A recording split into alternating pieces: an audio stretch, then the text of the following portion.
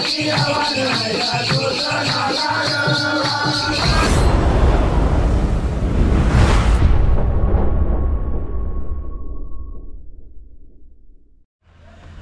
मित्रांनो, मी कल्पेश शितकर आपल्या यूट्यूब चॅनलमध्ये पुन्हा एकदा तुम्हा सर्वांचं मनापासून स्वागत आहे। तर मित्रांनो, घरी जेव्हा नवीन वर्षाचं आपण कॅलेंडर आणतो, नवीन वर्षाचं कॅलेंडर आणल्यानंतर कोकणी माणूस जर पहिल्यांदा काय बघत असेल तर ते म्हणजे गणेशोत्सव आणि शिमगा। शिमगा जवळ आला की हाच कोकणी माणूस गावी जायची लगबग करतो, गावी जातो, कारण की या शिमग्यामध्ये आमच्या कोकणात साक्षात देव आमच्या घरी येतो। या देवाच्या स्वागताच्या तयारीसाठी त्याच्या भेटीसाठी प्रत्येकजण गावी आवर्जून जातो। आज मी सुद्धा श्रीवर्धन आमच्या रायगड जिल्ह्यातील श्रीवर्धन तालुक्यातील बागमांडला या गावात आलो आहे आणि इथे आज पालखी सोहळा आहे। शिमगा निमित्त जो पालखी सोहळा आहे आणि या गावात कसा पालखी सोहळा साजरा करतात, लोकांचा उत्साह काय असतो आणि या पूर्ण कार्यक्रमाचा जो काही म्हणजे कार्यक्रम हा कसा साजरा केला जातो ते तुम्हाला या व्हिडिओमध्ये बघायला मिळेल। तर ही व्हिडिओ शेवटपर्यंत नक्की बघा।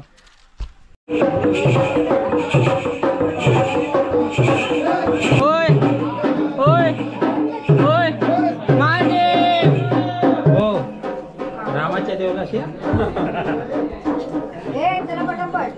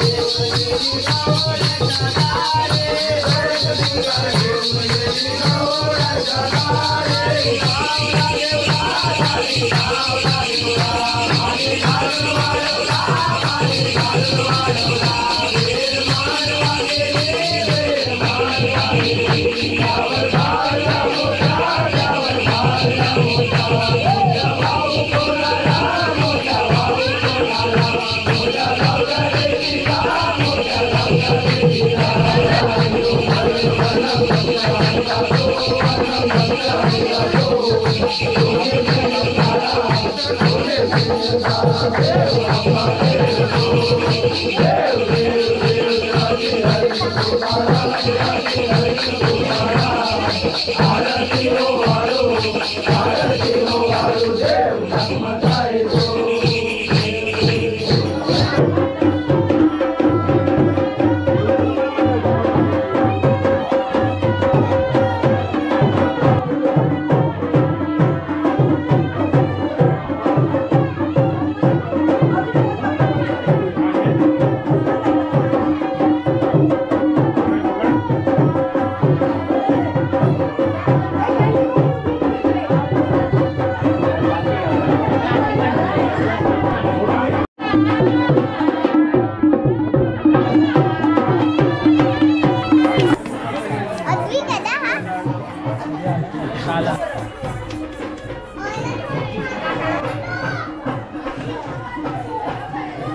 मित्रांनो इकडे पालखी जी आहे ही जाखमाता देवीची पालखी आहे आणि ही पालखी आता गावोगाव म्हणजे पूर्ण गावभर फिरते. ज्यांच्या घरी पालखी न्यायची आहे त्यांच्या घरी पालखी नेली जाते. मग जे काय असेल नवस वगैरे ते पूजले जातात, बोलले जातात. अशा प्रकारे पूर्ण गाव हे फिरून होतं या ह्याच्यामध्ये. मित्रांनो तुम्ही हा पालखी सोहळा बघितलात. तुम्ही माझ्या जर मागच्या व्हिडिओ बघितला असतील, आमच्या गावची पालखी सोहळा वगैरे पाहिला असेल तर तेव्हा तुम्हाला लक्षात आलं असेल की आमच्या गावी पालखी सोहळा हा आमच्या गावदेवीची पालखी फिरते गावभर. आणि म्हणजे गावदेवी असते ती पूर्ण गावभर पालखी फिरते. पण इकडे बागमांडला गावामध्ये ॲक्च्युली ही जी पालखी फिरते ती जाखमाता देवीची पालखी फिरते. आणि ही जाखमाता देवी बागमांडल्याची नसून ही मंडणगडमधील आंबवणे गाव ना, हां आंबवणे गावातून येते. तर ही पालखी आंबवणे गावातून मंडणगडमधून इथे रायगडमधील बागमांडला या गावात कशी येते, त्यामागचा इतिहास काय, किती वर्षापासून ही प्रथा चालू आहे आणि कसा पूर्ण म्हणजे या पालखीचा कार्यक्रम कसा असतो, रूपरेषा कशी असते, ती पूर्ण माहिती या व्हिडिओमध्ये तुम्हाला शेवटपर्यंत नक्की बघायला मिळेल. मित्रांनो आम्ही आता बागमांडल्याच्या पट्टीवर म्हणजेच इथल्या जेटीवर आलो आहे. जेटी ना बंदरावर आलो आहे, जिथे गावच्या छोट्या छोट्या होड्या थांबतात. इथे होड्या आणल्या जातात, थांबवले जातात. माझ्यासोबत आहे ओमकार आणि छोटी आमची अन्वी. अन्वी हाय कर, से हाय. अन्वी तू काय करते? हो. आणि आता गावी कशाला आली? गावी कशाला आली? शिमग्याला आली ना, बस इथपर्यंत. गावी कशाला आली? खेळायला आली. शिमग्याला आली ना तू? पालखीला नाही आली तू? आता किती दिवस राहणार इकडे? 4 दिवस. शाळेला सुट्टी नाही तुला की काढून आली? काढून आली.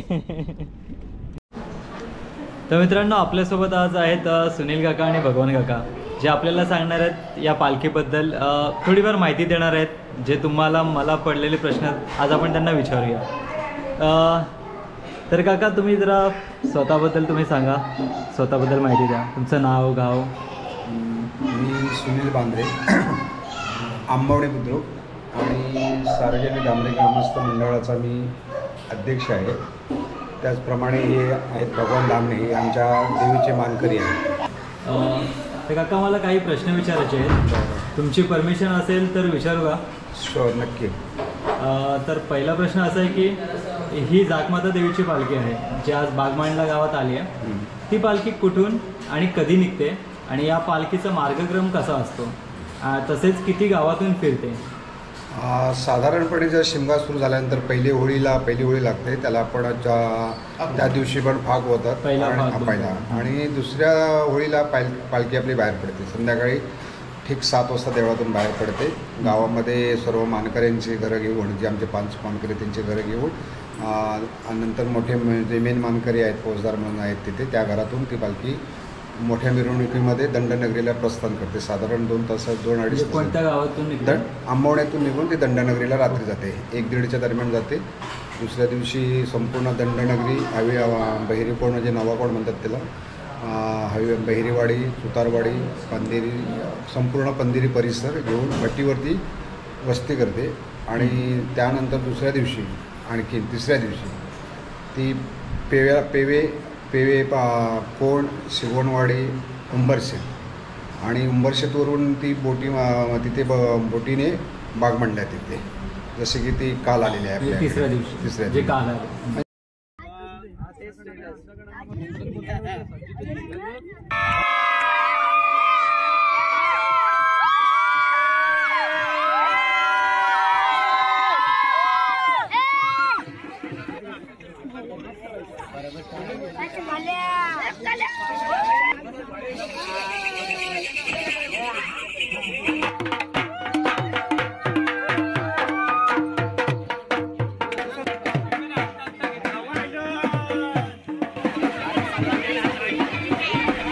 तर मित्रांनो आम्ही आता या बंदरावर आलो इथे आणि या इथेच पालखी आली जाते ना.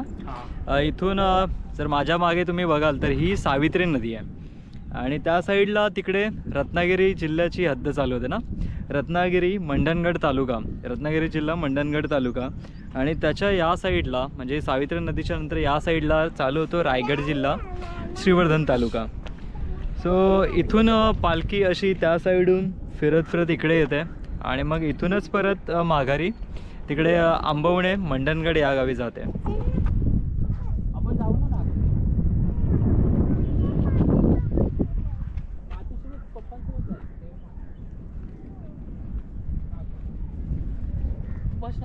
जसं कसं असतं की आम्हाला ते शेवटी होळ्या असतात, ते जे दिवस असतात. एखादा दिवस आपल्या हिंदू पंचांगाप्रमाणे कधी कमी जास्त दिवस झाले की आम्हाला ते ॲडजस्ट करावं लागतं. आता पालख्यांचे ज्या असतात, कधी आमच्या पालख्या तिकडे 3 वस्ते होतात, कधी 2च वस्ते होतात. तर अशा प्रकारे बागमंडला येते, बागमंडल्याला 2 इकडे 2 वस्ते असतात. आणि त्याच्यानंतर आम्ही तिकडे पलीकडे जातो बानकोटला, वाल्मिकी नगर, वेशवी. कितव्या दिवशी? म्हणजे साधारण म्हणजे आता 5व्या 6व्या दिवशी आम्ही आजचा 4था दिवस. आता उद्या 5वा आम्ही इथे राहणार. 6व्या दिवशी आम्ही तिकडे जाणार. 6, 7, 8 दिवस म्हणजे 3 दिवस आम्ही वाल्मिकी नगर, बानकोट, वेशवी आणि तो आजूबाजूचा परिसर. त्याच्यानंतर वेळासला सकाळी मंडणगड वेळासला जाते सकाळी. आणि त्यानंतर तिकडची शरणवरी काढून आम्ही 3-3:30च्या दरम्यान आम्ही आमच्या गावाला प्रस्थान करतो इथून बानकोटमधून बोटीमार्गे. त्याच्यानंतर किंजलगर आहे खलाटी, किंवा जर वेळ मिळाला तर आम्ही निगडी मार्गे म्हणजे होळीच्या आदल्या दिवशी आम्ही आमच्या गावी जातो. तिथे भूम म्हणतात, त्या भूमावर आमची पालखी बसते. आणि त्यानंतर संपूर्ण खेळी जेवण वगैरे आल्यानंतर एकदम अतिशय मोठ्या प्रमाणात, अगदी शिमग्यातला सगळ्यात मोठा उत्सव म्हणजे तो आमच्यासाठी. कारण की सगळी लहान थोर महिला वगैरे वर्ग सगळा मोठा तुफान म्हणजे एकदम अशी जत्रा असते की संपूर्ण शिमगा स्थिती असतो. तो एक तुम्ही कधी जर तुम्हाला वेळ मिळाला तुम्ही कव्हर करा तो कार्यक्रम. नक्कीच. छान असतो तो कार्यक्रम बघण्यासारखा. त्याच्यानंतर देवळामध्ये जसं आपण आता इकडे शरणं काढतो तशी मानकऱ्यांची, देवांची, गावाची अशी ते 3 शरणं असतात, ते आम्ही शरणं काढतो. त्याच्यानंतर पालखी देवळात जाते. दुसऱ्या दिवशी नंतर पुन्हा पालखी बाहेर पडते ती गाव घेण्यासाठी, गाव भेटीसाठी. म्हणजे प्रत्येकाच्या घरात जाणार, परत आल्यानंतर गावातली सगळे घरं घेणार, एकूण एक घर. म्हणजे त्याच्यासाठी आम्हाला 2 ते 3 दिवस लागतात. त्याच्यानंतर संध्याकाळी पहिल्या दिवशी होम असतो, मोठा होम असतो. तिथेसुद्धा तो एक जबरदस्त असतो होम. ते होमावरती तिथेसुद्धा फाग म्हटले जातात. त्याच्यानंतर पालखी होम झाल्यानंतर पालखी साणेवर बसते.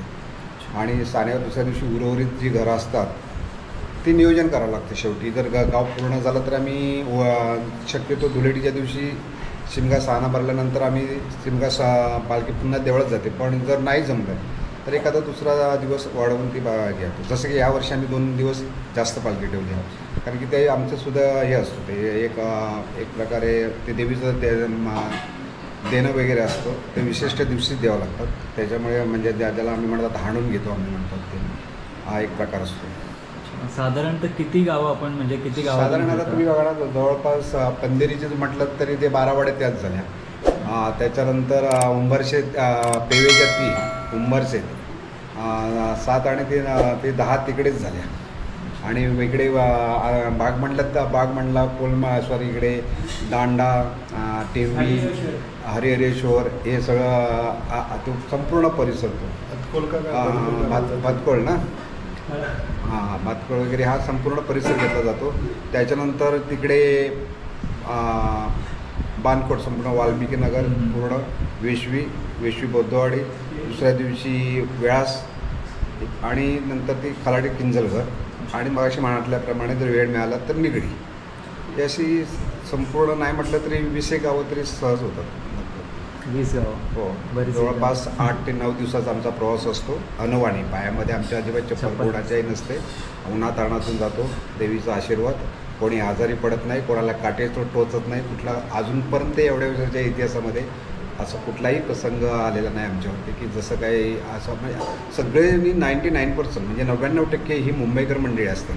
ह्याच्यामध्ये तुम्हाला आश्चर्य वाटेल की ह्याच्यामध्ये उच्च शिक्षित मुलंसुद्धा जास्त आहेत, म्हणजे पदवीधर. तुम्हाला कल्पना नाही, त्यांच्या एकंदर देह बोलून तुम्हाला लक्षात येत असेल की म्हणजे असं नाही आहे की असं मध्यम पण आहेत, उच्च शिक्षित पण आहेत, चांगल्या मोठ्या पदावर काम करणारी मंडळीसुद्धा ह्याच्यामध्ये आहे.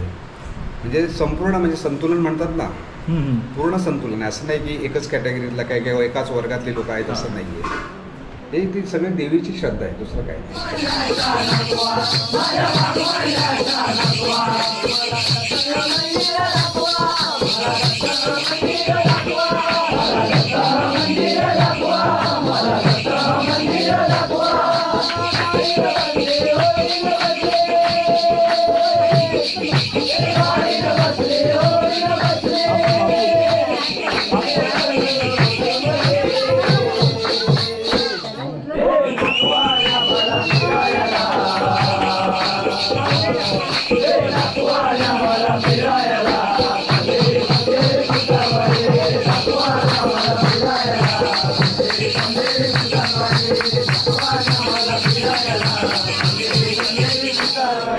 पालखीच्या इतिहासाबद्दल थोडंफार सांगाल का? म्हणजे कधीपासून आणि कुणी सुरू केली? नाही, हे जवळपास आता मला इकडे आम्ही जर 60 गाठले, आमच्या अगोदरपासून जवळपास 100 वर्षाच्या अगोदरचीच परंपरा आहे ही. हो नक्की, कारण की आम्हाला समजतं त्याच्या अगोदरपासून पालखी. ते काही कारणास्तव आमच्या समाजात 14 वर्ष आपण बंद होतं पालखी, म्हणजे गावी पालखी होती पण इकडे आम्ही येत नव्हतो, काही कारणास्तव झालं होतं ते. पण त्याच्यानंतर पुन्हा आपण 95 पुन्हा पालखी सुरू केली आहे. पालखीचं म्हणजे इतिहास तसं मला वाटतं ज्या दिवशी गाव असलं असेल त्या दिवशी पालखी सुरू झाली असावी. हो नक्की शुअर, कारण की आपल्या गावामध्ये जवळजवळ 75 वर्षापेक्षा जास्त या बागमंडत पालखी येते. मी कमीच म्हणतोय 75 वर्ष म्हणजे, कारण की आम्ही 60 वर्ष बघतोय.